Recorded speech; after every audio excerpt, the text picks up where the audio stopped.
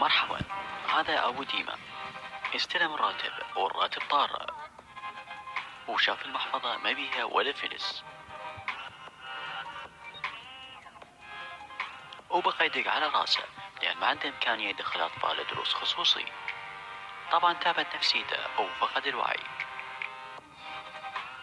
وبعد ما فتح عيونه لقى نفسه بالمستشفى. ولما صار زين اجوا أصدقاء وأقرباء يزوروه، وعماته وخالاته وحمواته.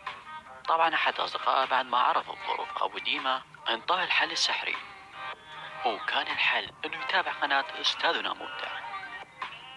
ولما شاف القناة واستفاد من عندها قرر بعد أيام وفكر شلون ينشر القناة حتى تعم الفائدة على الجميع. وراح سوى مؤتمر صحفي وظل بيحكي عن قناة أستاذنا مبدع. مع أستاذنا مبدع نجاحك واقع يتحقق.